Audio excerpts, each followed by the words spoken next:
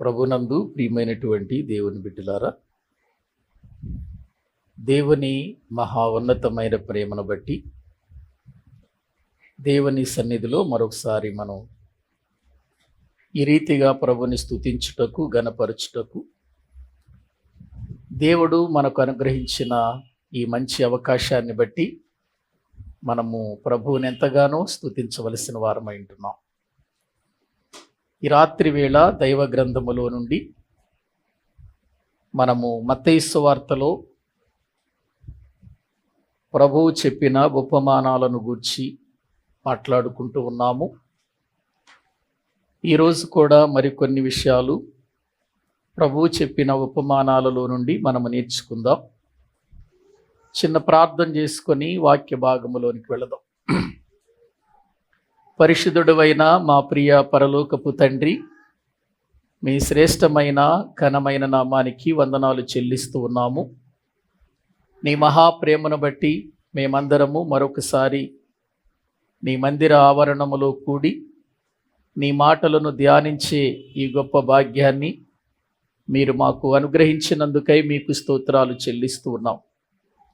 ఈ రాత్రి మత్తయి సువార్తలో నుండి పరలోక రాజ్యాన్ని గురించిన ఉపమానాల గురించి మేము మాట్లాడుకుంటుండగా మీరే మీ మాటల ద్వారా మమ్మలను బలపరచండి. నీ జ్ఞానము బోధిస్తున్న నాకు అనుగ్రహించి నీ మాటలలో ఉన్న పరమార్థమును నాకు తెలియచేసి ప్రజలకు చక్కగా బోధించగలిగిన కృప అనుగ్రహించండి. నీ పరిశుద్ధాత్మ సహాయము నడిపింపుతో మేమందరము నీ వాక్యమును గుర్తించి దానిని గైకొని అవలంబించి ఫలించేవారిగా మమ్మల్ని చేయమని ప్రార్థన చేస్తూ మీ కృపగలిగిన హస్తాలకు మమ్మల్ని మేము అప్పగించుకొనుచు యేసుక్రీస్తు ప్రభువు పేరిట ప్రార్థించి స్తుతించి వేడుకుంటున్నాము తండ్రి, ఆమేన్. ప్రభునందు ప్రియులారా, దేవుని వాక్యములో నుండి మత్తయి సువార్త 13వ అధ్యాయము 24 నుండి 30 వచనాల వరకు ఉత్తర ప్రత్యుత్తరాలుగా మనము చదువుకుందాం. మత్తయి సువార్త 13వ అధ్యాయము 24 నుండి 30 వరకు మనము చదువుకుంటున్నాం. ఆయన మరి యొక్క ఉపమానము వారితో చెప్పెను. ఏమనగా, పరలోక రాజ్యము తన పొలములో మంచి విత్తనము విత్తిన ఒక మనుష్యుని పోలియున్నది.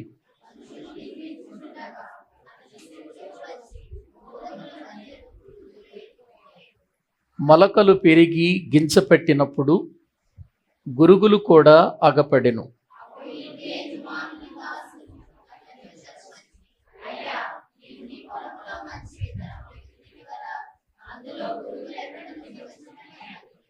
ఇది శత్రువు చేసిన పని అని అతడు వారితో చెప్పగా, ఆ దాసులు, మేము వెళ్ళి వాటిని పెరికి కూర్చుట నీకిష్టమా అని అతనిని అడిగిరి.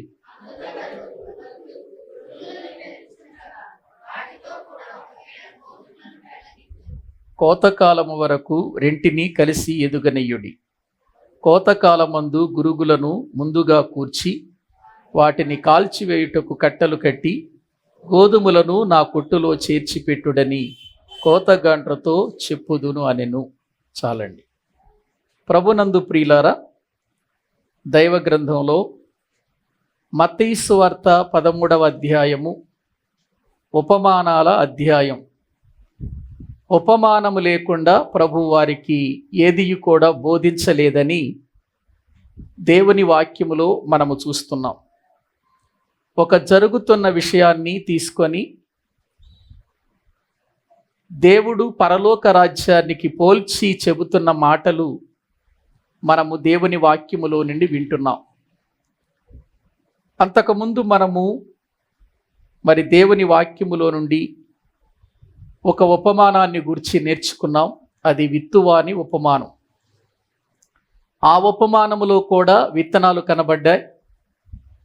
ఆ ఉపమానములో కూడా విత్తేవాడు కనిపించాడు. కాకపోతే ఆ విత్తనాలు 4 రకాలైనటువంటి నేలను పడినట్లుగా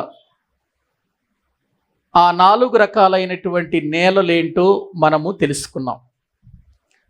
కానీ ఇక్కడ 24వ వచనము నుండి కనబడుతున్నటువంటి మాటలలో ఇక్కడ కూడా మనకు పొలము కనబడుతుంది, విత్తనము కనబడుతుంది, విత్తేవాడు కూడా కనబడుతున్నాడు. ఇందులో మరొక విషయం ఏంటంటే ఈ విత్తబడిన విత్తనములలో గురుగులు కనబడుతున్నాయి. ఇది మనము దేవుని వాక్యముల నుండి తెలుసుకోవలసినటువంటి ఒక ఉపమాన భావం. ఇక్కడ వాక్యములో మనము చూస్తే పరలోక రాజ్యము పొలములో విత్తబడినటువంటి మంచి విత్తనమును విత్తిన మనుషుని పోలి ఉన్నది అన్నాడు. అయితే మనుషులు నిద్రిస్తూ ఉండగా శత్రువు వచ్చి గోధుమల మధ్య గురుగులు విత్తి వెళ్ళిపోయాడు. ఆ గోధుమ గింజలు మొలకలు ఎత్తి పెరిగినప్పుడు అందులో గురుగులు కూడా కనపడ్డాయి. ఆ గురుగులు కనబడినప్పుడు అక్కడ ఉన్నటువంటి దాసులు యజమాని దగ్గరకు వచ్చి అడుగుతున్నారు, అయ్యా, మనము విత్తినది గోధుమలనే కదా, కానీ గురుగులు ఎక్కడి నుంచి వచ్చాయి అని అడుగుతున్నారు. అప్పుడు ఆ యజమానుడు చెబుతున్న మాట ఏంటంటే, ఇది శత్రువు చేసిన పని అన్నాడు. ఎవరు చేసిన పని? మరి శత్రువు చేసిన పని అంటున్నారు కదా. ఇప్పుడు గోధుమలతో పాటు గురుగులు కూడా ఎదుగుతున్నాయి కదా, కాబట్టి మేము వెళ్ళి గురుగులు తీసేస్తాం అని అన్నారు వాళ్ళు, ఆ దాసులు. అప్పుడు ఆ యజమానుడు అంటున్నాడు, వద్దు, ఆ పని చేయకండి. మీరు ఒకవేళ గురుగులను తీసేటప్పుడు గోధుమలను కూడా పీకే అవకాశం ఉంటుంది. కోతకాలము వరకు రెండిటిని ఎదగనివ్వండి. కోతకాలము వచ్చినప్పుడు గురుగులను కట్టలు కట్టి అగ్నిలో వేసి కాల్చేస్తాం, గోధుమలన్నిటిని కూడా కొట్టులో చేరుస్తారు అని ప్రభు వారికి ఆ సంగతులు చెప్పినట్లుగా మనం చూస్తున్నాం. కాబట్టి ఇక్కడ వ్రాయబడినటువంటి ఈ పరలోక రాజ్యమును గుర్చిన వర్తమానములో నుండి కొన్ని సంగతులు, ప్రభువే చెప్పిన జవాబు, ప్రభువే ఇచ్చినటువంటి మాటలను మనము ఒక్కసారి ఆలోచన చేద్దాం. అందరూ వెళ్ళిపోయిన తర్వాత, అయ్యా, ఈ ఉపమాన భావం ఏంటి అని తన శిష్యులు యేసు ప్రభువుని అడిగారు. అప్పుడు ఈ ఉపమాన భావాన్ని 36వ వచనం నుండి చెబుతున్నాడు. 36వ వచనం నుండి చెబుతున్నాడు, చూడండి. అప్పుడు ఆయన జన సమూహములను పంపివేసి ఇంటిలోనికి వెళ్ళగా ఆయన శిష్యులు ఆయన యొద్దకు వచ్చి పొలములోని గురుగులను గూర్చిన ఉపమాన భావము మాకు తెలియచెప్పుమనిరి. అందుకాయన ఇట్లనెను, మంచి విత్తనము విత్తువాడు మనుష్య కుమారుడు, పొలము లోకము, మంచి విత్తనములు రాజ్య సంబంధులు, గురుగులు దుష్టుని సంబంధులు. ప్రియులారా, ఇక్కడ యేసు ప్రభువారు చాలా స్పష్టంగా మనము చదువుకున్న 24వ వచనము దగ్గర నుండి 30వ వచనం వరకున్న ఉపమాన భావాన్ని చెబుతున్నాడండి. ఆయన కొన్ని మాటలు చెప్పిన తర్వాత అక్కడున్న జనసమూహములందరినీ పంపించేశాడు. లోపలికి వెళ్ళిన తర్వాత శిష్యులు యేసు ప్రభు దగ్గరకు వచ్చి అడుగుతున్నారు, అయ్యా, అసలు దీని భావం ఏంటి అని అడుగుతున్నాడు. అంటే ప్రభువు చెప్పే ప్రతి ఉపమానానికి ఏముంటుంది? భావం ఉంటుంది. భావము అనేది ఉంటుందండి. నిజంగా అది ఏదో ఒక ఉపమానమే అయితే విని వెళ్ళిపోవచ్చు. వినిన తర్వాత ఓహో ఇది ఉపమానము అని అనుకుని వెళ్ళిపోవచ్చు. ఏముంది? ఒక పొలం, ఆ పొలములో విత్తనాలు విత్తారు. విత్తనాలు విత్తినప్పుడు గురుకులు కూడా శత్రు వచ్చి, అపవాది వచ్చి విత్తేశాడు. ఆ రెండిటితో పాటు అవి పెరిగాయి. పెరిగిన తర్వాత వాటిని పెరికి వేస్తామని దాసులు అన్నారు. వద్దు అని ప్రభువు చెప్పాడు, ఆ యజమానుడు చెప్పాడు. కాబట్టి మరి అవి కోతకాలము వరకు కూడా పెరగనివ్వండి అని చెప్పాడు. కాబట్టి కోతకాలంలో చూసుకోవచ్చు అని అన్నాడు కదా అని మౌనంగా ఉండొచ్చు మనం. కానీ యేసు ప్రభువారు ఒక ఉపమానము చెప్పాడంటే దానిలో ఆధ్యాత్మికమైన భావం ఉంటుంది అనే విషయాన్ని మనం తెలుసుకోవాలి. ఎందుకంటే నేను ఈ ఉపమానాలను గురించి చెప్పేటప్పుడు మీతో చెప్పాను, మన కళ్ళ ముందు జరిగే వాటిని తీసుకొని ఆధ్యాత్మికమైన సంగతులతో పోల్చి ప్రభు చెప్పే దానిని ఉపమానము అంటారు. కథ కాదు, కథ వేరు, ఉపమానం వేరు. కథ అంటే కల్పించి రాసినది కథ. ఉపమానం అంటే ఉన్నదాన్ని చూపించి, కళ్ళ ముందు జరిగేదాన్ని చూపించి పాఠము నేర్పించేది ఉపమానము అనే విషయాన్ని మనం తెలుసుకోవాలి. బైబిల్ గ్రంథంలో ఎక్కడ ఏ సమయములో కూడా ఏ కోశాన కథలు లేవు. ఇది డిసైడ్ అయిపోవాలి మనం. బైబిల్లో ఉన్నటువంటి ప్రతి విషయం కూడా అది ఉపమానమే కావచ్చు, లేదు అది జరిగిన విషయమే కావచ్చు, అన్నీ కూడా వాస్తవాలే తప్ప కథలు లేవు అనే సంగతి మనం గుర్తించాలి. కాబట్టి బైబిల్లో దేవుడు చెప్పిన ప్రతి మాట ఆత్మ సంబంధమైన మాట అండి. పరలోక సంబంధమైన మాటలు మనకు అర్థం కావాలంటే పరలోకాన్ని మనము చూడలేదు, పరలోకంలో ఏముందో మనకు తెలియదు, పరలోకములో ఏం జరుగుతుందో మనకు తెలియదు. ఆ పరలోకములో ఉన్నటువంటి విషయాలు మనకు తెలియాలి అనంటే, మనం అర్థం చేసుకోవాలి అనంటే, మనం అర్థము చేసుకోవటానికి మన కళ్ళ ముందు కనబడే వాటితో పోల్చి చెబితే అవి త్వరగా మనకేమవుతాయి, అర్థమవుతాయి అనే విషయాన్ని మనం జ్ఞాపకం చేసుకోవాలి. ఎందుకంటే చిన్నపిల్లలకు ఏదైనా ఒక నీతి సూత్రం చెప్పాలి అనంటే ఆ నీతి సూత్రానికి తగిన ఒక కథ చెబుతారండి. ఒక కథ చెబుతారు. కథ చెప్పిన తర్వాత కథ చివరిలో ఏముంటుందంటే, ఈ కథ మనకు ఏమి నేర్పిస్తుంది, ఏం పాఠము నేర్పిస్తుంది అని ఒక నీతి సూత్రాన్ని చెబుతారు. అలాగే దేవుడు కూడా జరుగుతున్న వాటిని, కళ్ళ ముందు మనకు కనబడే వాటిని తీసుకొని కనబడని పరలోకపు సంగతులు చెబుతున్నాడు అనే విషయాన్ని మనం అర్థం చేసుకోవాలి.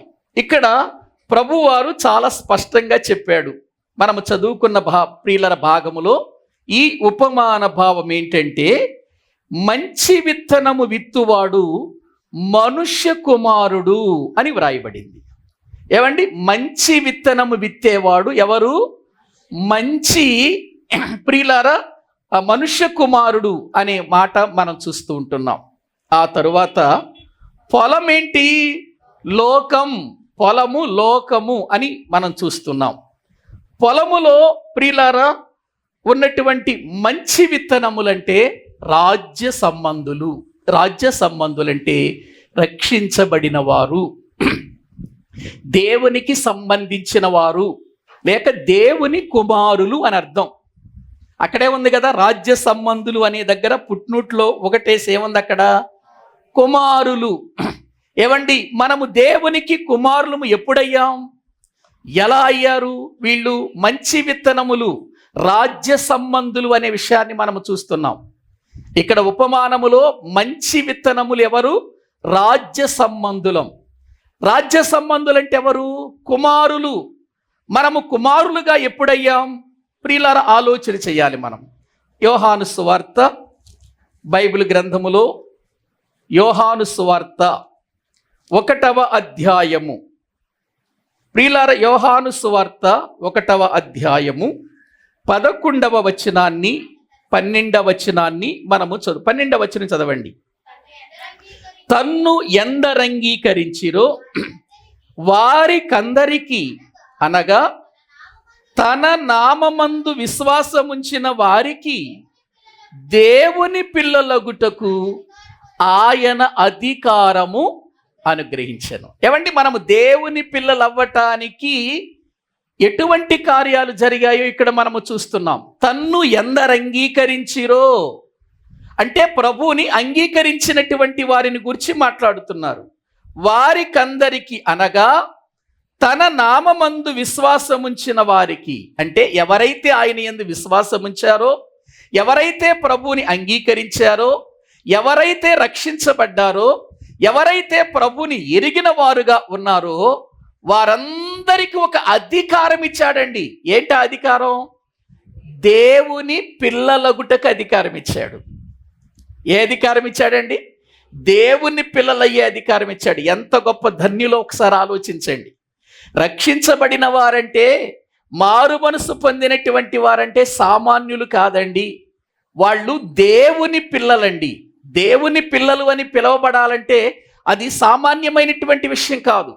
ఒక్కసారి యోహాను గారి పత్రికలోనికి వద్దాం రండి. బైబిల్ గ్రంథంలో మనము చూస్తే మనకు దేవుని పిల్లలు అవ్వటానికి ఎంత కృప చూపించాడో తండ్రి.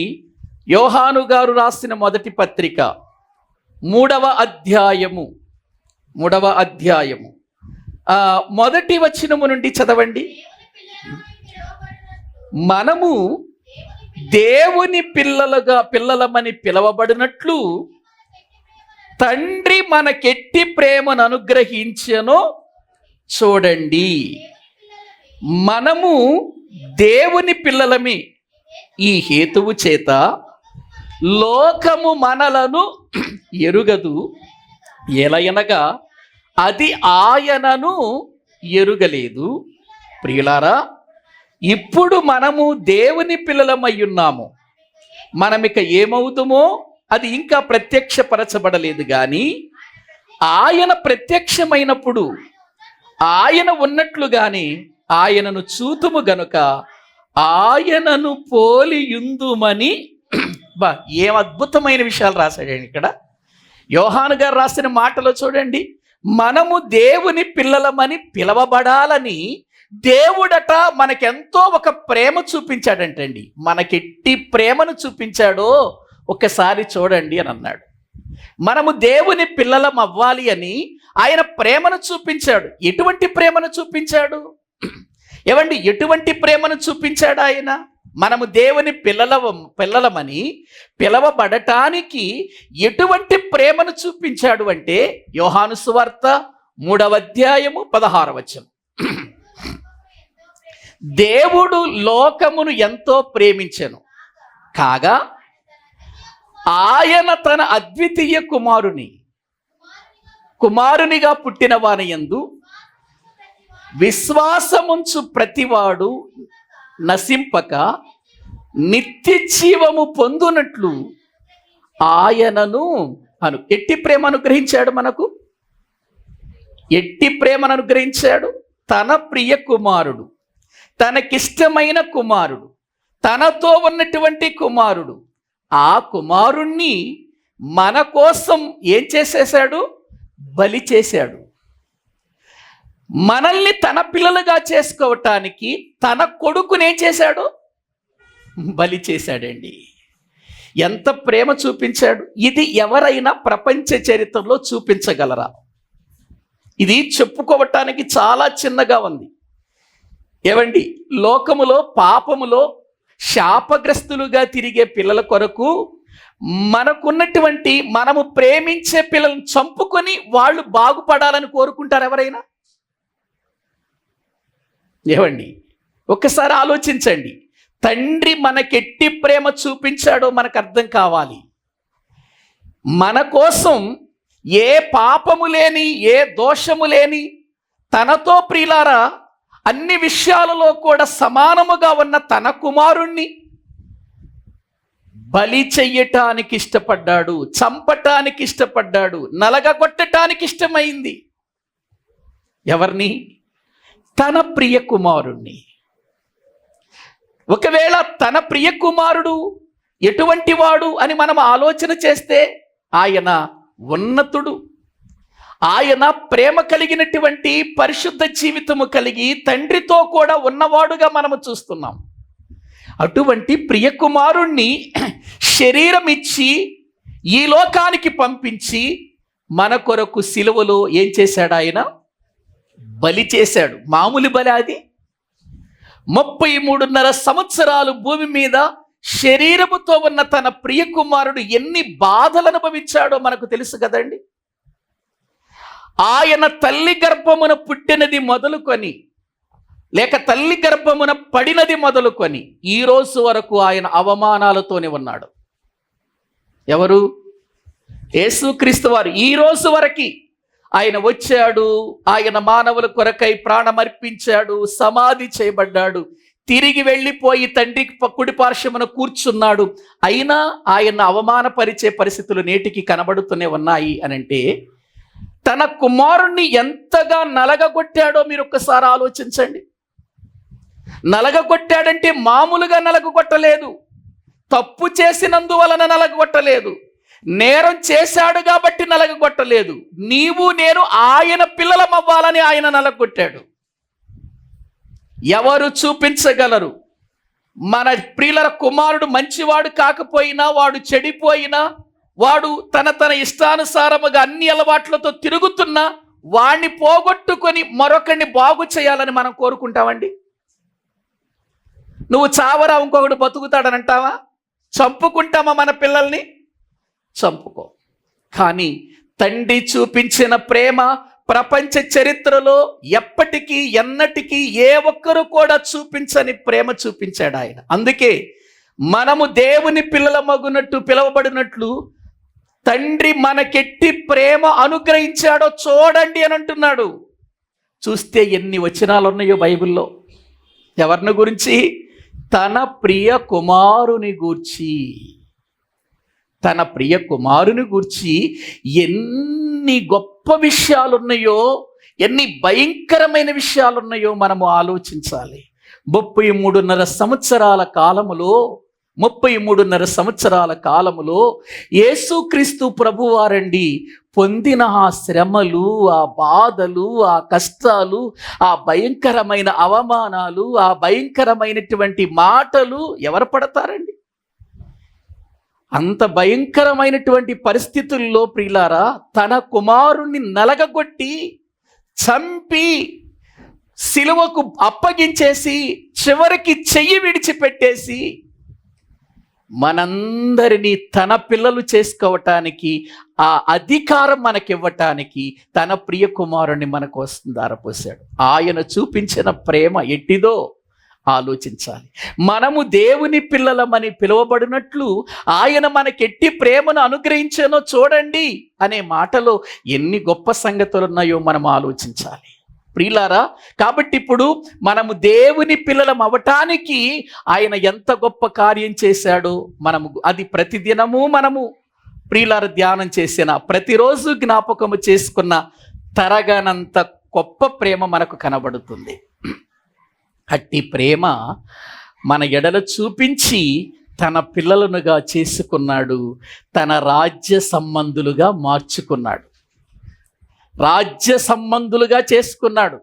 కాబట్టి లోకములో ఉన్నటువంటి మంచి విత్తనములు ఎవరు చెప్పండి? లోకములో ఉన్న మంచి విత్తనములు ఎవరు? దేవుని పిల్లలమైన మనము రాజ్య సంబంధులం, రాజ్యానికి సంబంధించిన వారం, పరలోక రాజ్యానికి సంబంధించిన వారం. పరలోక రాజ్యం మనకు ఊరకనే దొరికిందా? పరలోక రాజ్యం అనేటువంటిది మనకు ప్రియులారా ఉచితంగా దొరికింది. కానీ ఉచితంగా ప్రియులారా ఈ పరలోక రాజ్యం రావటానికి దేవుడు ప్రియులారా ఏదో మనల్ని పిలవలేదు, ఒక కార్యము జరిగించాడు, ఒక ప్రేమను చూపించాడు. ఇప్పుడు పొలము లోకమైతే లోకములో ఉన్నటువంటి మంచి విత్తనములు ఎవరు చెప్పండి? రాజ్య సంబంధులు, కుమారులు. కాబట్టి మనమందరము దేవుని పిల్లలం అవటానికి ప్రియులారా ఆయన చేసినటువంటి కార్యము, తన కుమారుని యేసుక్రీస్తు వారి యొక్క త్యాగాన్ని మనము జ్ఞాపకం చేసుకుంటే అది ఎంతో విలువైనది అని మనము గుర్తించాలి. ఇది ఒక ప్రక్కనైతే ఈ రాజ్య సంబంధుల మధ్యలోనే శత్రువు కూడా ఒక పని చేశాడు. దేవుడు ఒక పని చేస్తే శత్రువు ఒక పని చేశాడండి. అంటే దేవుడు పని చేశాడు, ఇక్కడ శత్రువు కూడా పని చేశాడు. దేవుడు చేసిన పని ఏంటి? తన కుమారుడైన యేసుక్రీస్తును సిలువలో బలి చేసి పాపులమైనటువంటి మనలను క్షమించి మనలను కుమారులుగా చేశాడు, కుమారులుగా కుమార్తెలుగా చేశాడు. ఇది దేవుడు చేసిన పని, మంచి విత్తనములుగా చేశాడు. ఈ మంచి విత్తనములలో ఏముంచాడు? శత్రువు చేసిన పనేంటి? వాడు ఏం ప్రేమ చూపించాడు? వాడేమైనా ప్రేమ చూపించి గురుగుల్ని విత్తాడా? శత్రువుకు ప్రేమ ఉందా? ఏమండి, శత్రువుకు పగ ఉంది. వాడు విరోధి, వాడు మనకు విరోధి. వాడు ఈ లోకాధికారిగా విరోధిగా ఉన్నాడు. అందుకే అపవాది అయినటువంటి మీ విరోధి అయిన అపవాది గర్జిన సింహం వలె ఎవరిని మినుగుదునని తిరుగుతున్నాడు. ఎవరు? మీ విరోధి అయిన అపవాది అని అన్నాడు. అంటే వాడిలో ప్రేమ ఉందా, విరోధం ఉందా? విరోధం ఉందండి. ఈ విరోధి అయినటువంటి అపవాది సాతానుడు ఇప్పుడు ఏం చేశాడంటే గురుగులను తీసుకొచ్చాడండి. తీసుకొచ్చి ఎక్కడ పెట్టేశాడు? ప్రియులారా, గోధుమల మధ్యలో, గోధుమలు ఉన్నటువంటి పొలములో ఇప్పుడు గురుగులను పెట్టాడు. గురుగులు ఎవరైనా ఉంది అక్కడ? ఏమండి, వాక్యంలో మనము చూస్తే దుష్టుని సంబంధులు అని ఉంది చూడండి. ఏమండి, ఎవరట? దుష్టుని సంబంధులు అని దేవుని వాక్యంలో చూస్తున్నాం. వాళ్ళు కూడా కుమారులేనట. పుట్టినట్లు మళ్ళీ దానికి కూడా ఏముంది? ఒకటేనే ఉందిగా. రాజ్య సంబంధుల దగ్గర ఒకటే ఉంది, దుష్టుని సంబంధుల దగ్గర కూడా ఒకటే ఉంది. వారు కూడా కుమారులే అని వ్రాయబడింది. ఎవరి కుమారులు వీళ్ళు? సాతాను కుమారులు, అపవాది యొక్క కుమారులు. అంటే ఇప్పుడు ఎక్కడ దేవుని పిల్లలు ఉన్నారో, ఎక్కడ దేవుని సంబంధులు ఉన్నారో అదే స్థలములో కూడా ఎవరు నుంచాడు? అపవాది. వాడు చేసిన పనేంటి అనంటే దుష్ట సంబంధులను కూడా తీసుకొచ్చి పెట్టాడు. బైబిల్లో ఒక మాట ఉంటుంది కదండి, దుష్ట సాంగత్యము మంచి నడవడిని చెరుపును. అంటే ఇప్పుడు దుష్టుని పనేంటి? దుష్టుడు ఎందుకు గురుగులను తీసుకొచ్చి పెట్టాడు? ఎందుకు తీసుకొచ్చి పెట్టాడు? మంచి నడవడిలో ఉన్న వారిని చెడగొట్టటానికి. కాబట్టి ప్రియులారా, ఈ లోకములో దేవుని పిల్లలుగా, దేవుని ప్రేమ చేత కొనబడినటువంటి మనము ఎన్ని పరిస్థితులు వచ్చినా దుష్టుని సంబంధమైన కార్యాలలోనికి మనం వెళ్ళకూడదండి. ఎందుకంటే వారు కూడా ఎక్కడున్నారు? మన మధ్యలోనే ఉన్నారు. వారు ఎక్కడో లేరు. దేవుడు ఎక్కడున్నాడో, దేవుని జనాంగం ఎక్కడుందో అక్కడే సైతానుడున్నాడు, అక్కడే వాడి సంబంధులు కూడా ఉన్నారు. కాబట్టి నేను ప్రభువుని నమ్ముకున్నానండి, నేను వాక్యం వింటున్నానండి, నేను ప్రార్థన చేసుకుంటున్నానండి, నేను చెడిపోవటానికి అసలు అవకాశమే లేదని అనుకోవలసిన అవసరత లేదండి. లేదు. మనల్ని చెడగొట్టడానికి, మనల్ని పాడు చేయటానికి మన మధ్యలోనే ఉంచాడు సాతానుడు. ఎవరినంటే గురుగుల్ని. పొలం ఒక్కటే, పొలములో ఏమేమున్నాయి చెప్పండి? పొలం అంటే లోకమని మనం వాక్యములో ప్రభువే చెప్పాడు. ఏవండి, ఇదే ఒకే పొలములో, లోకములో రెండు ప్రియులారా గుంపులు ఉన్నాయి. గోధుమల గుంపు, గురుగుల గుంపు. గురుగులంటే ఏంటి? మామూలుగా విత్తనములు మంచి ప్రియులార గోధుమలు ఉన్నాయండి. గోధుమలలో ప్రియులార గురుగులు ఉన్నాయి. ఏంటి గురుగులంటే? కలుపు మొక్కలు. అవి కలుపు మొక్కలు. వాటి వలన ఏ ప్రయోజనం ఉండదు. చూడటానికండి మనం వరి పొలం వేస్తామండి. వరిలో కలుపు మొక్కలు ప్రియులారా మొలుస్తాయండి. కలుపు మొక్కలు కూడా ఎలా ఉంటాయి? గోధుమలాగా కాదు. వరిలో ఉన్నప్పుడు అవి కూడా వరి మొక్కల వాటిలో పెరిగిపోతామంటే వాటిలాగానే ఉంటాయి అవి కూడా. కానీ వాటి వలన యజమానికి ఏ లాభం ఉండకపోగా ఇప్పుడు అవి చేసే పని ఏంటంటే గోధుమ పంటకు వేసేటువంటి ప్రియులారా రసాయనాలన్నిటిని కూడా అవి కూడా ఏం చేస్తాయి? తీసుకుంటాయి. అంటే ఈ బలాన్ని అవి కూడా లాగేస్తాయి. కలుపు మొక్కలండి. కలుపు మొక్కలు మనం పొలము బాగా పండాలి, మంచి ఫలాలు ఇవ్వాలి అని మనం మందు చల్లుతాం. దానికి కావలసినటువంటి రసాయన పదార్థాలు వేస్తాం, దానికి కావలసిన ఎరువులు వేస్తాం. ఇప్పుడు ఈ ఎరువులు, ఈ రసాయనాలన్నిటినీ కూడా ఇవి కూడా ఏం చేస్తూ ఉంటాయి? తీసుకుంటాయే తప్ప వీటి వలన ప్రయోజనం ఉండదు. వీటికి రావలసిన బలమంతా ఇవి లాగేసుకుంటూ ఉంటాయి. వీటికి రావలసినటువంటి ప్రియులర విధానం అంతా అవి తీసేసుకుంటూ ఉంటాయి. కానీ వాటి వలన ఏ ప్రయోజనం ఉండదు. అవి ఫలిస్తాయా? ఫలాలు వస్తాయి అందులో నుంచి, గురుగుల్లో నుంచి రావు. అవి యజమానునికి ఏమైనా ఉపయోగపడతాయా? ఉపయోగపడవు. అవి యజమానునికి ప్రియులార ఏమైనా సహాయపడతాయా? సహాయపడవు. పెరుగుతున్నాయంతే, పెరుగుతున్నటువంటి ఇవి గోధుమల మధ్యలో పెరుగుతున్నాయి. సపరేట్గా పెరిగితే అసలు ఎవరు పట్టించుకోరు వాటిని. ఏవండి, సపరేట్గా అవి పెరిగినాయి అనుకో ఎవరు పట్టించుకోరు. పొలంలో ఉన్నాయి కాబట్టి వాటిని పట్టించుకుంటాడు యజమానుడు. పొలములో కాకుండా అవి ఎక్కడో ప్రియులారా ఏ గట్టు మీదో లేకపోతే ఏ పనికి మాలినటువంటి స్థలములోనూ మొలిచాయనుకో ఎవరైనా పట్టించుకుంటారు దాని గురించి? వాటిని గురించి పట్టించుకోరు. ఇప్పుడు గోధుమల మధ్యలో ఉన్నాయి కాబట్టి ప్రాబ్లం. వీటి వల్ల చాలా నష్టం ఉంది. దుష్టుడు వేసినటువంటి విత్తనం అది. దుష్టుడు చేసిన పని. ఈ రోజున క్రైస్తవ జీవితములో అనేకులు దేవునికి దూరం అవ్వటానికి, అనేకులు ఆత్మీయ స్థితులు ఎదగలేకపోవటానికి, అనేకులు ప్రభు కొరకు నిలబడకపోవటానికి కారణం ఏంటో తెలుసండి? ఈ గురుగులే కారణం. పీకేద్దామా?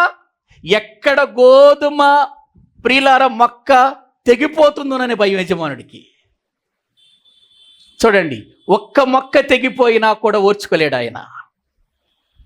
లోక సంబంధమైనటువంటి యజమానుడు లాంటి వాడు కాదు యజమానుడు. ఒక్క మొక్క ఆ కలుపు మొక్కలతో కూడా పీకేస్తే తట్టుకోలేడు. ఎందుకంటే ఆయన ఉద్దేశం ఏంటంటే ఏ ఒక్కరు నశించిపోవటం ఆయనకి ఇష్టం లేదు.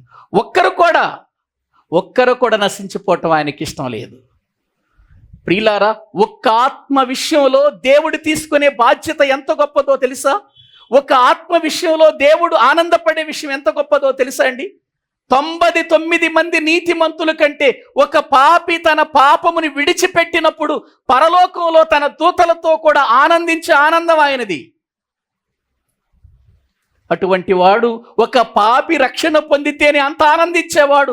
ఒక పాపి రక్షించబడినటువంటి వ్యక్తి దేవునిలో నుండి తొలగిపోతే బాధపడడా ఆయన? ఎంత బాధపడతాడు కదండి, బాధపడతాడు. అందుచేతనే దాసులు వచ్చయ్యా, ఇదిగో మన మధ్యలో ఈ గురుగులు ఉన్నాయి కదా, వెళ్ళి పెరికి వేస్తామంటే వద్దు అని అంటున్నాడు. వద్దు. ఎందుకో తెలుసా? ఒకవేళ మీరు గురుగులతో పాటు గోధుమలను కూడా ఏం చేస్తారు?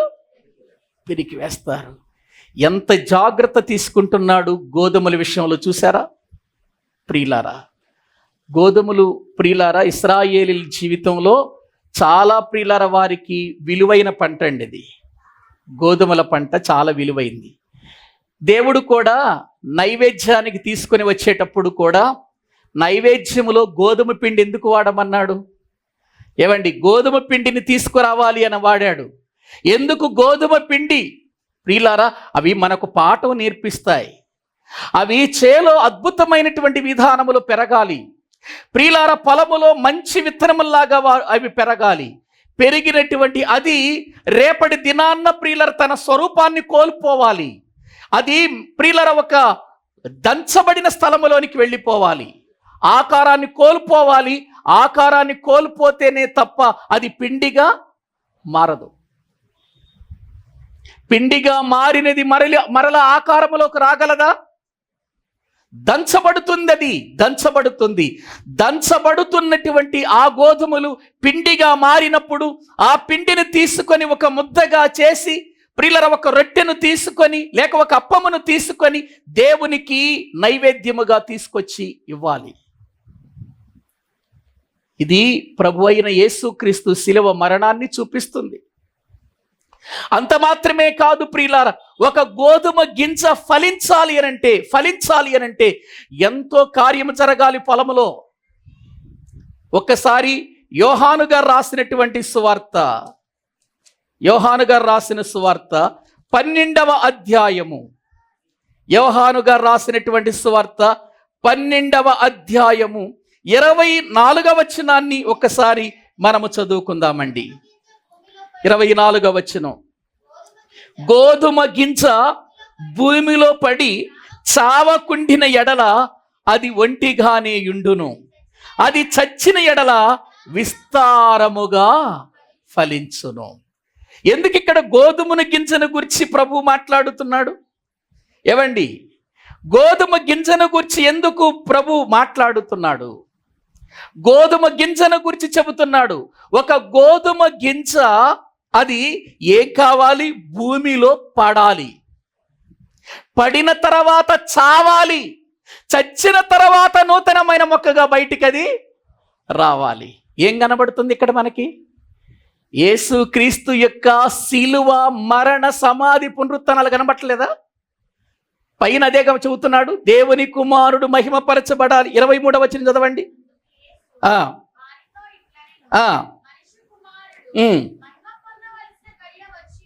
దేని గురించి మాట్లాడుతున్నాడు అక్కడ?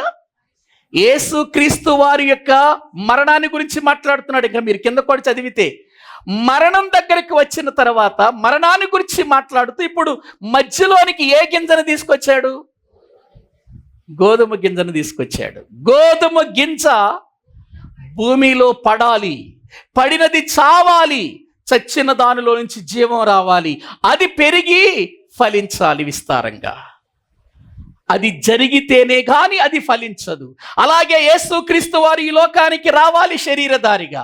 ఆయన శరీరము ప్రియుల మరణించాలి, చనిపోవాలి, చనిపోయినటువంటి ఆ యొక్క దేహాన్ని భూమిలో పెట్టాలి. భూమిలో పెట్టిన ఆ దేహము 3వ దినాన తిరిగి జీవం పొందుకొని లేవాలి.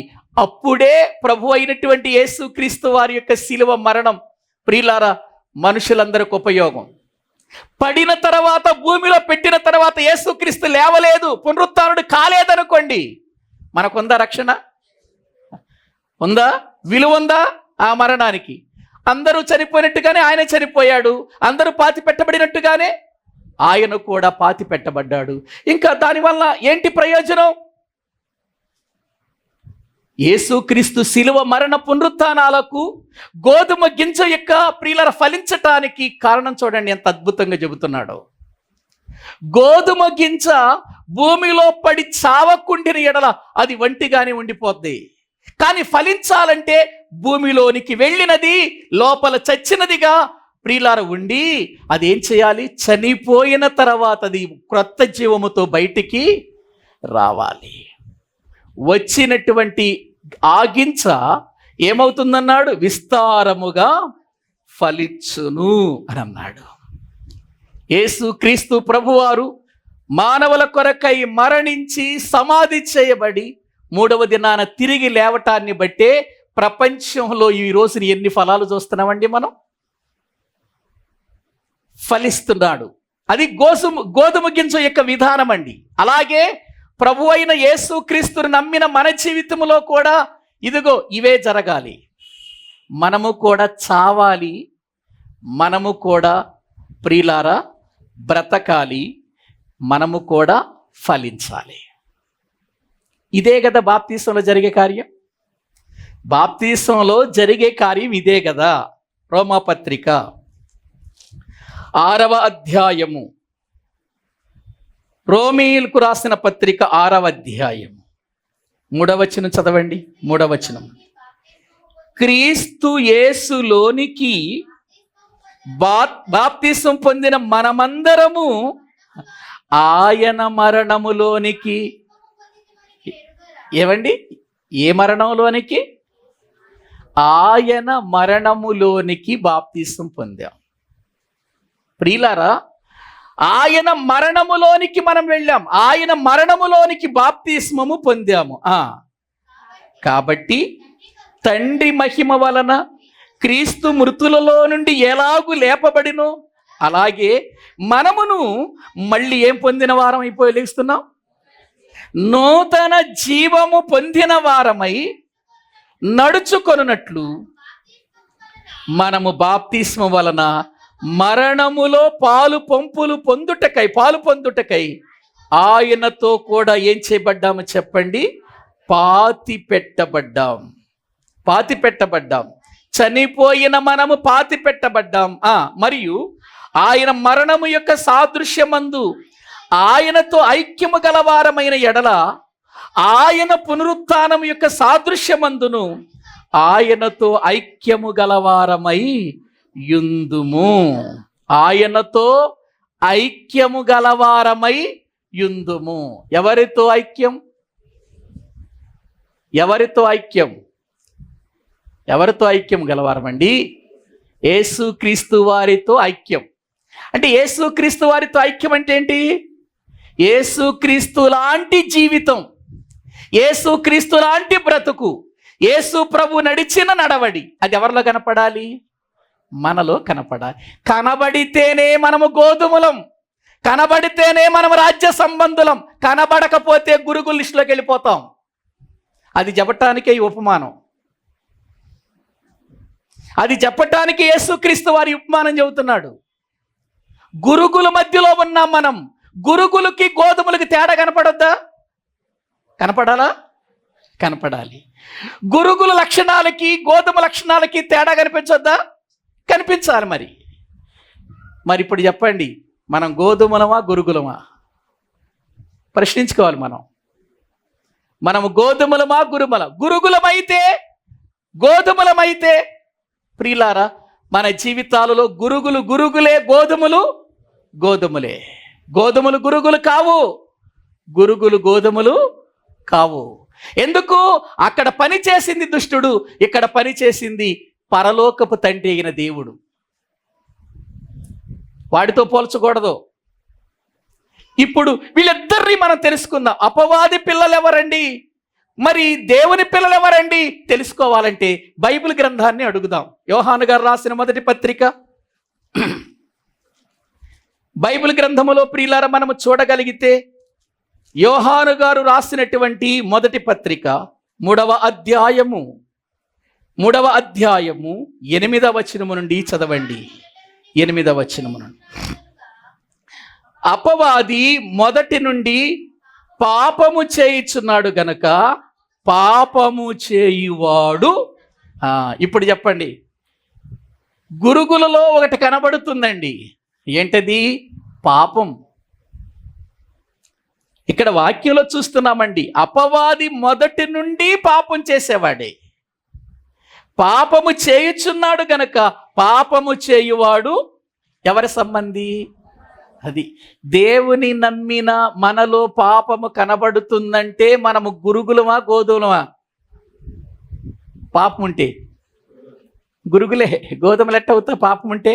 పాపం ఎవరి లక్షణం? పాపం ఎవరి ఫలం? దుష్టుని ఫలం అది. కాబట్టి మనము కాలేం. చూడండి, అపవాది యొక్క క్రియలను లయపరచుటకే దేవుని కుమారుడు ప్రత్యక్ష. దేవుని కుమారుడు ఎందుకు ప్రత్యక్షమయ్యాడు? అపవాది క్రియలు, అపవాది ఫలాలు, అపవాది యొక్క విధానము నశింపజేయటానికి ఇక్కడ ప్రత్యక్షమైంది. చదవండి. దేవుని మూలముగా పుట్టిన ప్రతి వానిలో ఆయన బీజము నిలుచును కనుక వాడు. ఎవరి బీజం ఉంటది? దేవుని మూలముగా పుట్టిన వారిలో ఎవరి బీజం ఉంటది? బీజం అంటే ఏంటి? విత్తనమే. బీజం అంటే ఏంటండి? విత్తనమేనండి. అప్పుడప్పుడు పిల్లల చేష్టలు చూస్తూ మనం ఒక మాట అంటారు, అరే మీ విత్తనమే మంచిది కాదురా అంటాను. చూసారా?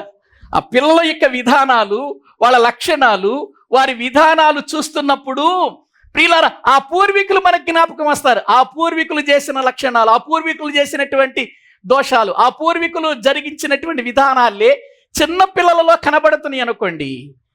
అప్పుడు మనం ఏమంటాం?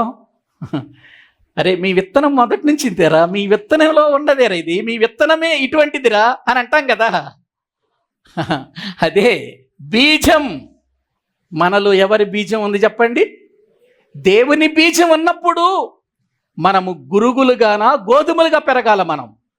చదవండి కింద 9వ వచనం.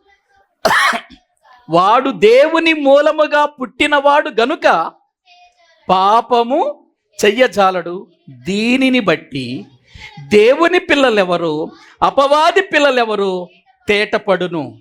నీతిని జరిగించని ప్రతివాడును తన సహోదరుని ప్రేమింపని ప్రతివాడును దేవుని సంబంధులు కారు. ఏవండి, గురుగులు ప్రియుల గోధుమలు కారు వీళ్ళు. ఎవరట? పాపము చేయువాడు, నీతిని జరిగించనివాడు, తన సహోదరుని ప్రేమించనివాడు. మరి ఈ రోజున సహోదర ప్రేమందా? సహోదర ప్రేమందా? సహోదరులను ప్రేమించగలుగుతున్నామా మనం? ఏవండి, మనలను ప్రేమించే వారినే మనం ప్రేమిస్తే అది దైవ లక్షణం కాదు. మనలను ప్రేమించని వారిని కూడా ఏం చేయాలి మనం? అది గోధుమ లక్షణం, అది దైవ లక్షణం. నీతిని జరిగించే ప్రతి ఒక్కడు కూడా తన సహోదరుని ఏం చేస్తాడు? ప్రేమిస్తాడు. సహోదరుని ప్రేమించేవాడు ఎవరి సంబంధి అవుతాడు? దేవుని సంబంధి అవుతాడు. అలా కాకపోతే అతడు వారు దేవుని సంబంధులు కారంటూ అక్కడ కయీనును హేబేలును తీసుకొచ్చేసాడు. కయీనును తీసుకొచ్చాడు చూడండి అక్కడ కింద. 11వ వచనం కూడా చదవండి. మనమొకనినొకడు ప్రేమింపవలెనన్నది మొదటి నుండి మీరు వినిన, మొదటి నుంచి విన్న వర్తమానం ఏంటి? మనము ఒకని ఎడల ఒకడిని మనం ఏం చేయాలి? ప్రేమించాలి అన్నది మొదటి నుంచి విన్న వర్తమానం. అది ప్రేమే కదండి మన జీవితంలో ఇక్కడ నిలబెట్టింది మనల్ని. ప్రేమే కదండి ఇక్కడ కూర్చోబెట్టింది మనల్ని. ప్రేమే కదండి మన జీవితానికి ఇక్కడ రక్షణ కలిగించింది. ప్రియులారా, తన సహోదరుని ప్రేమింపనివాడు దేవుని సంబంధి కాడు అంటూ మనము కయీను వంటి వారమై ఉండరాదు.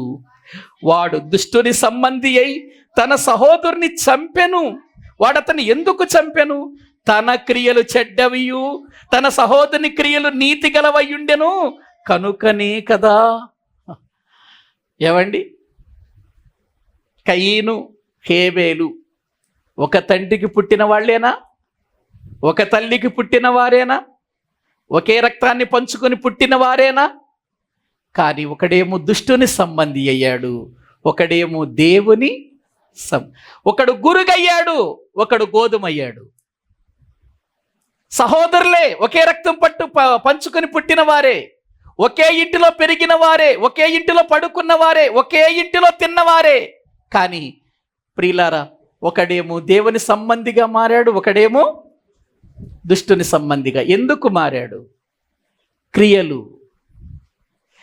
హేబేలేమో నీతి క్రియలు జరిగించాడు, కయీనేమో దుష్టుని క్రియలు జరిగించాడు. అందుకే వాళ్ళిద్దరి జీవితాలు వేరుగా కనబడుతున్నాయి.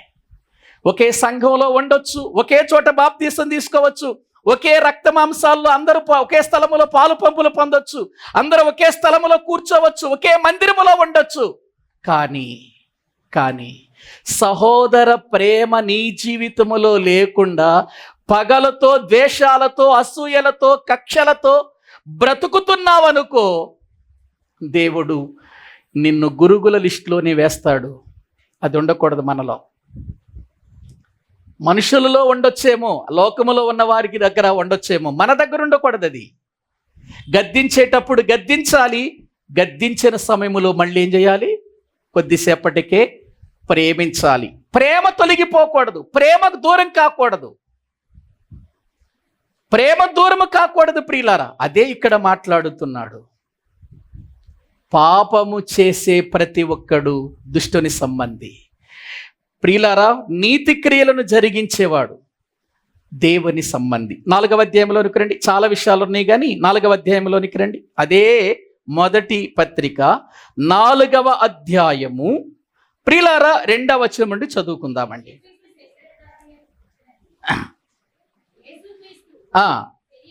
శరీరధారి అయి వచ్చెనని ఏ ఆత్మ ఒప్పుకొనునో అది దేవుని సంబంధమైనది. ఏమండి, యేసుక్రీస్తు శరీరధారిగా వచ్చాడని ఎవడొప్పుకుంటాడో వాడెవరి సంబంధి అయిన వాడు? ఆ సంబంధమైనది.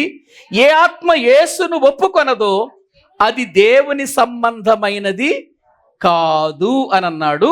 5వ వచనం చదవండి.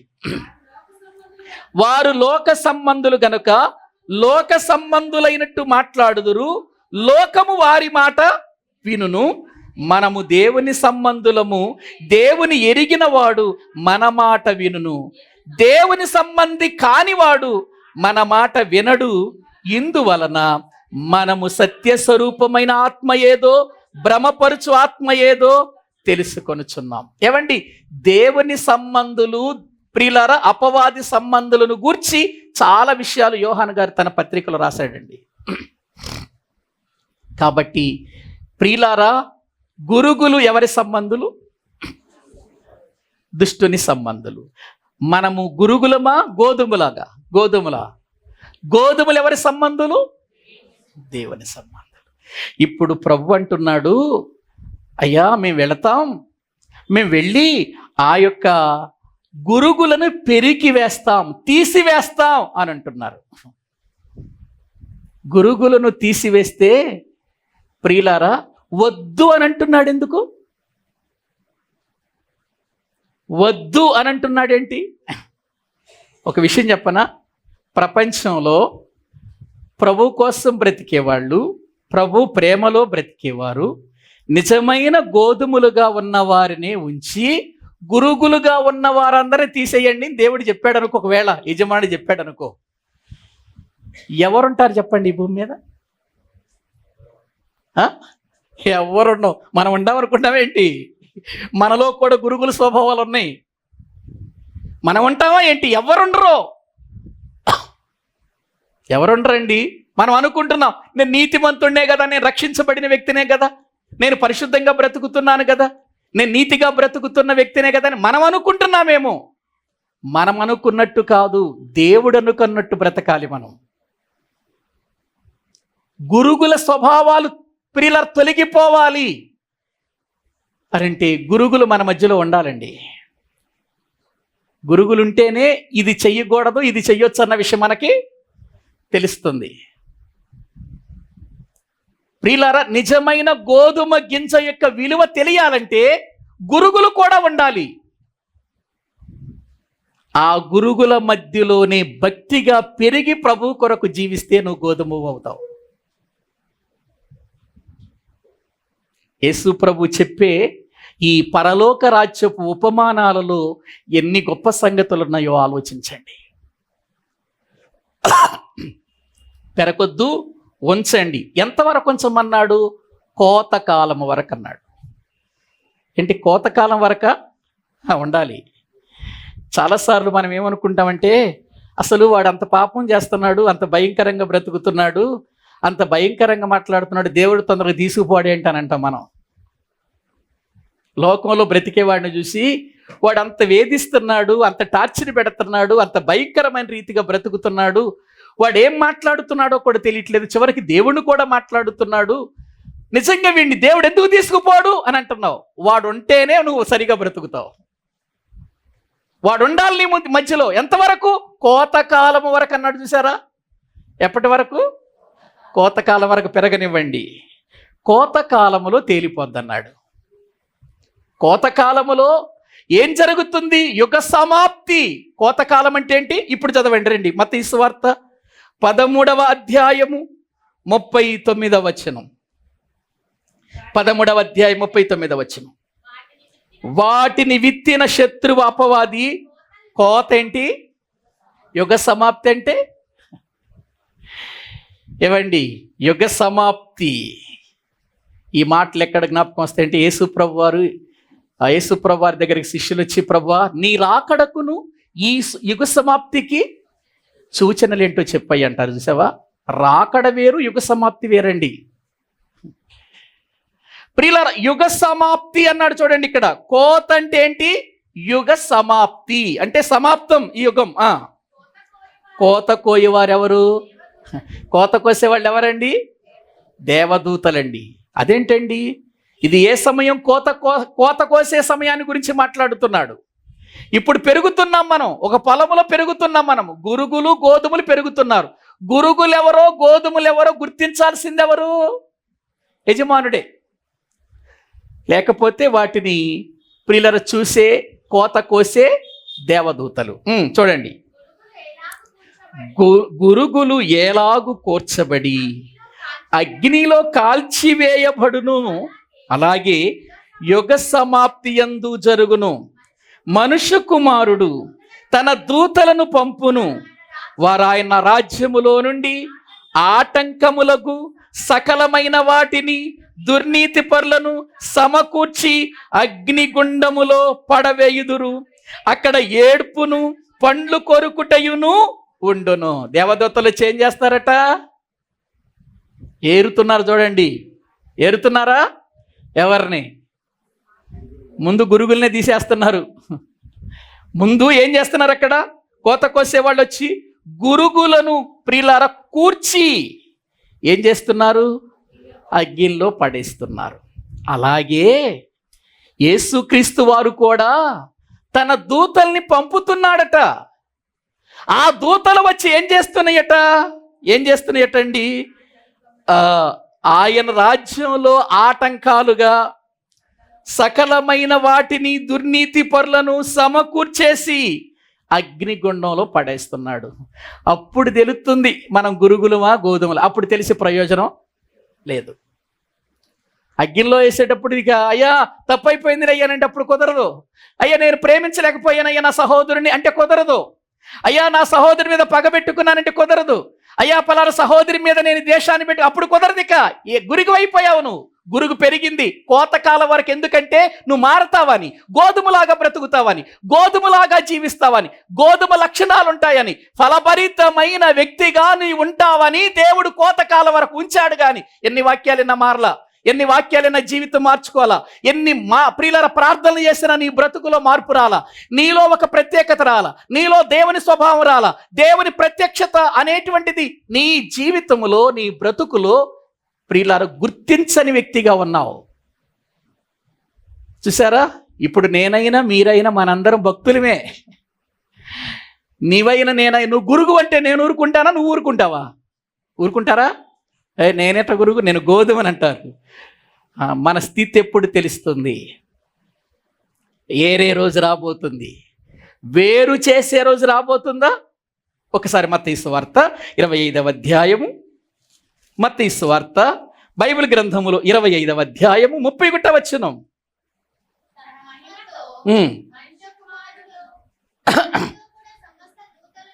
వచ్చినప్పుడు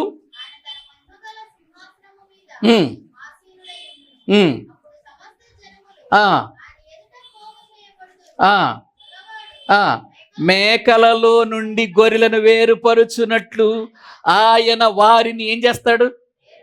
వేరుపరిచే రోజు ఉందా? ఒకే చోట ఉన్న వాళ్ళని వేరు చేసే రోజు ఉందా? రాబోతుందండి. భయపడాలండి ఈ మాటలు వింటున్నాం మనం. వేరు చేస్తే నేను ఎక్కడికి వెళతా? గోధుమల లిస్టులోకా గురుగుల లిస్టులోకి వెళతానా? వేరు చేస్తాడు. వచ్చి వేరు చేస్తుంటే ప్రియులారు ఇప్పుడు రండి మళ్ళీ మత్తయి సువార్తలోనికి వద్దాం. వేరు చేసినటువంటి వీళ్ళందరినీ అగ్నిగుండములో పడవేయుదురు. అక్కడ ఏముంటది? ఏడుపు పండ్లు కొరుకుటయు ఉండును. ప్రియులారా ఒకసారి ఆలోచించండి. ఒక భక్తుడు ఊహాజనకంగా ఒక పుస్తకం రాశాడు. ఆ పుస్తకం పేరేంటంటే నరకానికి పిక్నిక్. ఒక పుస్తకం. ప్రియులారా నరకానికి ఒక పిక్నిక్. నరకం పిక్నికా? ఏమండి? కానీ చాలా బాగుంటుంది. అది మనం అర్థం చేసుకోవటానికి చాలా బాగుంటుంది. ఆయన ఊహారీతిగా రాసిన ఆ పుస్తకం చాలా బాగుంటుంది. దాంట్లో ఏంటంటే నరకంలో దేవుని దూతలు ప్రియులారా వేస్తూ ఉంటారండి. వారు నరకానికి వెళ్ళినప్పుడు అక్కడికి ఒక మంచి భక్తిపరుడు ఒకసారి అసలు నరకంలో ఎవరెవరు ఉన్నారా అని చూసొద్దామని బయలుదేరాడట. నరకానికి వెళ్ళగానే ఆ ఊరిలో మరియమ్మ విశ్వాసి కనపడిందట. భలే ఏడ్చి ప్రార్థన చేసేదట. ఆమె కన్నీటితో ప్రార్థన చేసేదట. అక్కడ ఆగిపోయాడట. ఈయన ఆగిపోయి, ఏంటమ్మా మరియమ్మ నువ్వు నరకంలోకి వచ్చావు అని అన్నాడట. నేనేంటండి మన సంఘ పెద్ద గారు వచ్చాడు చూడు అక్కడ అందట మరియమ్మ గారు. ఏంటి మన సంఘ పెద్ద కూడా వచ్చాడు చూడు. కొంచెం ముందుకెళ్ళగానే సంఘ పెద్ద గారు ఉన్నాడట. అయ్యో నువ్వు ఎంత పరిచయం చేసేవాడివి, ఎంత వాక్యం చెప్పేవాడివి, ఎంతగా చక్కగా ఎంతో ఉండేవాడివి అని అంటే, అమ్మా నేను ఇక్కడ ఎంత బాధ అనుభవిస్తున్నాను, మన పాస్టర్ గారు కూడా వచ్చాడు చూడు అన్నాడట సంఘ పెద్ద గారు. పాస్టర్ గారా? మన పాస్టర్ గారు రావటం ఏంటి? అంత వాక్యం చెప్పాడు, అన్ని చోట్లకి వెళ్ళాడు, అన్ని మాటలు చెప్పాడు, అన్ని బోధలు చేశాడు, అంతమందిని రక్షించాడు. ఆయన రావటం ఏంటి? నడుచుకుంటూ పాస్టర్ గారి దగ్గరికి వెళ్ళాట. పాస్టర్ గారికి ఏడుస్తున్నాడట. అయ్యో అయ్యో అని ఏడుస్తున్నాడట. అయ్యో పాస్టర్ గారు మీరు వచ్చారేంటి అయ్యా ఎక్కడికంటే? నేను రావటం ఏంటి, మన బిషప్ గారు కూడా వచ్చాడు, పైకి వెళ్ళన్నాడట. ఇప్పుడు ఎవరు వెళ్ళిపోయారు? బిషప్ గారు. అంటే ఇప్పుడు ప్రియులారా, ఇదన్నీ ఆలోచన చేస్తుంటే మనము ఇక్కడ బిషప్పులమే, ఇక్కడ ఎవరెండ్లమే, ఇక్కడ అపోస్తులమని పేరు పెట్టుకున్న వాళ్ళమే, ఇక్కడ పాస్టర్లమే, ఇక్కడ సంఘ పెద్దలమే, ఇక్కడ విశ్వాసులమే. మన జీవిత విధానం ఎప్పుడు తెలుస్తుంది అని అంటే వేరు చేసినప్పుడు.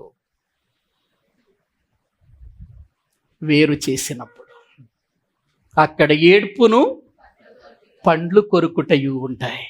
ఒకవేళ మనము గోధుమలలాగా బ్రతికితే, గోధుమల వలె ఉంటే, నీతిమంతులుగా మనము జీవిస్తే, ప్రియమైన దేవుని పిల్లలారా, ఇదిగో ఆయన రాజ్యములో సూర్యుని వలె తేజరిల్లుతూ బ్రతుకుతామన్నాడు కదా అక్కడ 43 వచనం. అప్పుడు నీతిమంతులు తమ తండ్రి రాజ్యములో సూర్యుని వలె ఏమవుతారు? తేజరిల్లుదురు అని అక్కడ చెవులు గలవాడు ఎందుకన్నాడు ఆ మాట? ఉన్నాయా మనందరికి చెవులు? ఉన్నాయా? చూసుకోండి, ఉన్నాయా లేవో? ఎందుకు లేవు? చాట చెవులు ఉన్నాయి. చాట అంత ఉండే ఒక్కొక్కరి చెవులు ఎందుకు లేవు? చెవులు ఉంటాయి కానీ వినాలిగా. వినే చెవులు ఉండాలిగా. వినటం అంటే ఏంటి? చెవితో వినటం కాదు, విన్నదానిని అనుసరించితేనే విన్నట్టు. విన్నదాన్ని అనుసరిస్తేనే విన్నట్టు. మన ఇంట్లో అబ్బాయి ఉన్నాడు, అరే ఇట్లా నాన్న షాపు దగ్గరికి వెళ్ళొద్దు కానీ అన్నాం. ప్రియులారా, విన్నాడా లేదా మన మాట?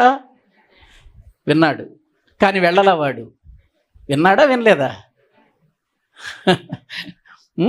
ఆడు ఎప్పుడు విన్నట్టు? రమ్మనగానే వచ్చి ఏం కావాలని అడిగి షాపు దగ్గరికి వెళ్ళి దానికి ప్రియులారు ఏం తెమ్మన్నారో అది తీసుకొస్తే వాడు మన మాట విన్నట్టు. చాలామంది మేము మీటింగ్కి వెళ్ళినప్పుడు చాలామంది తల్లిదండ్రులు వచ్చి ఇలా అడుగుతారు, పాస్టర్ గారు మా పిల్లలు మా మాట వింటలేదండి, ప్రార్థన చెయ్యండి అంటారు. మాట వింటలేదా? చెవుడా వాళ్ళకేమన్నా? మాట వింటలేదంటే అర్థం ఏంటి? వాళ్ళు చెప్పిన మాట చెవులతో వింటున్నారు కానీ చేయటం లేదు. అది అక్కడ చెవులు గలవాడు వినుగా కంటే జాగ్రత్త. మనం గురుగులుగా ఉన్నాము, గోధుమలుగా ఉన్నాము, జాగ్రత్తగా పరిశీలన చేసుకొని బ్రతకండి. ఏడ్పును పండ్లు కొరికే స్థలం ఒకటి ఉంది, అక్కడికి వెళ్ళకండి. నీతి రాజ్యములోనికి వెళ్ళండి. నీతిమంతుల వలె సూర్యుని వలె తేజరిల్లే స్థలములోనికి వెళ్ళండి.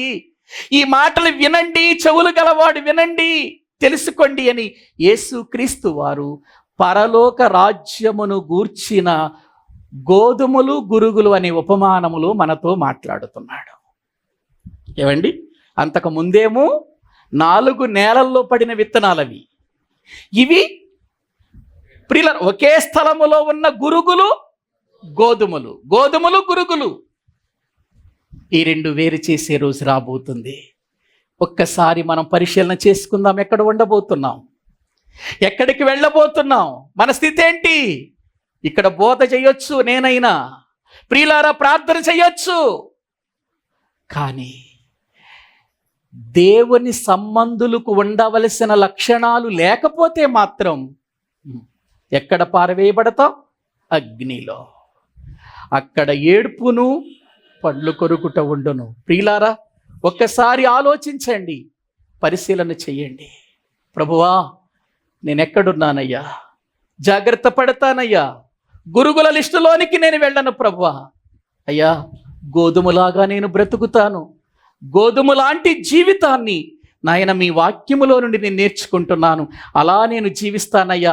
చెవులతో విన్నానయ్యా, వాటిని చెయ్యటానికి నేను ఇష్టపడతాను ప్రభు అని మనము దేవునికి అప్పగించుకొని ప్రభు సన్నిధానములో ప్రియులారా ప్రార్థన చేసుకుందాం. తలల వంచండి, అందరూ కూడా తలల వంచండి, ప్రార్థన చేసుకుందాం. ఒక్కసారి పరిశీలన చేసుకుందామండి. భయం కలిగిస్తున్నాయండి ఈ మాటలు, చాలా భయాన్ని కలిగిస్తున్నాయండి ఈ మాటలు. ప్రభు చెబుతున్నటువంటి ఈ ఉపమానము ఎంత గొప్ప మాటలు మనకు చెప్పిందో ఆలోచించండి. నాయనా, నేను గురుగుగా ఉన్నానా, గోధుమగా ఉన్నానయ్యా? అయ్యా, నా జీవితం ఎలాగుంది? గోధుమగా ఉండేవాడు దేవుని సంబంధి. ఈ దేవుని సంబంధిగా, దేవుని పిల్లలుగా చెయ్యటానికి నీ కుమారుణ్ణి సిలువలో బలి చేశావు కదయ్యా. మా ఎడల ప్రేమ చూపించావు కదా నాయనా. అయ్యా, ఆ ప్రేమ తత్వము మాలో ఉండాలని, మాకు క్రీస్తు యొక్క స్వారూప్యములో ప్రభు నాయన ఆయన పాతి పెట్టబడినట్లుగా, ఆయన మరణించినట్లుగా మేము మరణించాం. ఆయన పాతి పెట్టబడినట్లుగా నాయన మేము పాతి పెట్టబడ్డాం. ఆయన తిరిగి లేచినట్లుగా మేము కూడా తిరిగి లేచాము. లేచిన మేము ఎలాంటి ఫలాలు ఫలిస్తున్నాము అయ్యా? అపవాది క్రియలతో మేము బ్రతుకుతుంటే గురుగులుగా ఉండిపోతాము కదా. మేము గోధుమల వలె మంచి ఫలాలు, పాపము చేయకుండా సహోదరుని ప్రేమించేటువంటి విధానము కలిగి మీ సన్నిధిలో బ్రతికే వారిగా చేయండి అయ్యా. రేపు దేవదూతలు రాబోతున్నాయి, వీరందరినీ వేరు చేయబోతున్నాయి అయ్యా. నేను ఎక్కడికి వెళతాను? అగ్నిలోక, రాజ్యములోనిక? చెవులు గలవాడు వినుగా కని చెప్పారంటే అయ్యా, ఇది ప్రతి ఒక్కరు వినవలసిన మాట కదా నాయన. కాబట్టి నాయన, మా బ్రతుకుని మేము జాగ్రత్త పరుచుకొని జాగ్రత్తగా ఈ లోకములో దేవుని సంబంధులుగా, దేవుడు చెప్పినటువంటి విధానములో బ్రతికే భాగ్యము దయచేయండి అని మనము దేవుని కర్పించుకుందాం, ప్రార్థన చేసుకుందాం. పరిశుద్ధుడైన తండ్రి, ప్రేమ కలిగిన దేవా, మీ కొందనాలు. మత్తయి సువార్త ధ్యానాలలో అయ్యా, ఈరోజు పొలములో విత్తబడినటువంటి గోధుమలను గూర్చి, అదే గోధుమల మధ్యలో విత్తబడిన దుష్టుడు చేసిన పని, గురుగులను గూర్చిన విషయాలు మీరు మాకు నేర్పించారు తండ్రి. మేము ఎలా ఉన్నాము, ఎలా బ్రతుకుతున్నాము ఈ లోకములో పరిశీలన చేసుకోవటానికి సహాయం చేయండి రాయన్. దేవుని పిల్లలెవరో, అపవాది పిల్లలెవరో వారి క్రియలను బట్టి తేటపడుతుందని మీ వాక్యం చెబుతుంది నాయన. మాలో ఏ క్రియలు కనబడుతున్నాయి అయ్యా, ఒక్కసారి పరిశీలన చేసుకొని నాయన, మా జీవితాలు, మా బ్రతుకులు క్రీస్తు నందు ప్రభ ఐక్యము కలిగిన వారమై బ్రతకటానికి, క్రీస్తును పోలిన జీవితముతో మేము జీవించటానికి తగిన సహాయము చేయండి నాయన. ఈ రాత్రి సమయమందు నాయన, మా యొక్క జీవితాలు రక్షించబడి నిత్యనాశనానికి వెళ్ళొద్దు నాయన. సంఘములోనికి వస్తూ సంఘ బిడ్డలుగా బ్రతుకుతూ మేము నిత్య నరకానికి జారిపోవద్దు నాయన. అందరి ఎడల ప్రేమ కలిగిన వారమై, అందరి ఎడల వాక్యానుసారమైనటువంటి జీవితముతో కూడిన ఫలములు కలిగిన వారమై, దేవుని సంబంధముగా క్రీస్తును పోలి నిత్య జీవాన్ని సంపాదించుకునే వారిగా మమ్మల్ని చేయండి, బలపరచండి నాయన. ఈ మాటలు వింటున్న ప్రతి ఒక్కరము కూడా మరలా పరిశీలన చేసుకుంటున్నాయన. దినదినము కూడా మా జీవితాలు నీకు అర్పించి నీ కొరకు బ్రతుకున్నట్లు, నీ చిత్తములో జీవించినట్లు సహాయము చేయండి. కయీను లాంటి దుష్ట స్వభావం మాలో తొలగించిన ఆయన, హేబేలు లాంటి నీతి క్రియలు జరిగించేవారిగా మమ్మల్ని చేసి నీ చిత్తములో నడిపించమని మీ చేతులకు మమ్మల్ని మేము అప్పగించుకొనుచు, మా ప్రభు, మా రక్షకుడు, మీ ప్రియ కుమారుడైన యేసు క్రీస్తు ప్రభు పేరిట ప్రార్థించి స్తుతించి వేడుకుంటున్నాము తండ్రి. ఆమేన్. మన తండ్రి అయిన దేవుని ప్రేమ, ఆయన కుమారుడైన యేసు క్రీస్తు వారి యొక్క కృప, పరిశుద్ధాత్మ నిత్య సహాయము, సన్నిధి కూడిన మనకును సకల పరిశుద్ధులకును సదాకాలము తోడయుండి నడిపించునుగాక. ఆమేన్. అందరికీ వందనాలు.